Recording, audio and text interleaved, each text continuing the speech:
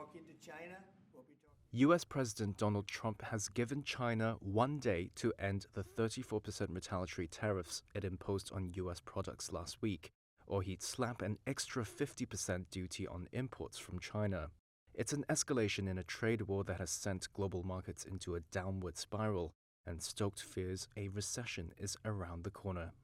Trump gave his ultimatum to China at the White House on Monday. If that tariff isn't removed by tomorrow at 12 o'clock, we're putting a 50% tariff on above the tariffs that we put on. So they've gone for years. They've become a rich country because of people, again, that were in the White House that allowed this to happen. Hundreds of billions of dollars a year they'd make on us on trade, and it shouldn't be that way. Trump's long-promised round of global retaliatory tariffs were announced last week, with some rates as high as 50%. He has said they will help the U.S. recapture an industrial base that has withered over decades of trade liberalization. On Monday, administration officials said dozens of countries had reached out to Washington in hopes of heading off the tariffs before they take effect Wednesday. However, Trump said he has no plans to suspend tariffs during negotiations. Would you be open to a pause in tariffs to allow for negotiations? Well, we're not looking at that. We have many countries that are coming to negotiate deals with us, and they're going to be fair deals. Beijing has responded with anger to Trump's latest threat.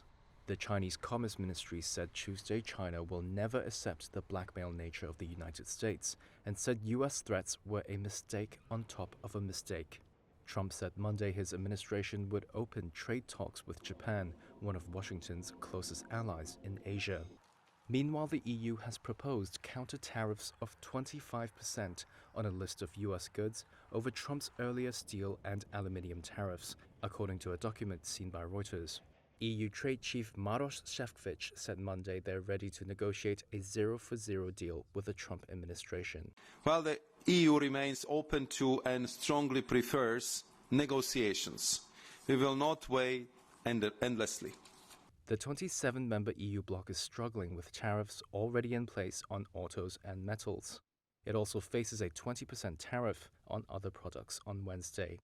And Trump has threatened to slap tariffs on alcoholic drinks from the EU.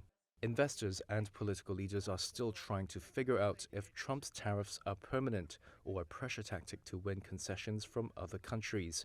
And many investors are now betting that the growing risk of recession could prompt the U.S. Federal Reserve to cut rates as early as next month. Fed Chair Jerome Powell has so far indicated he is in no rush.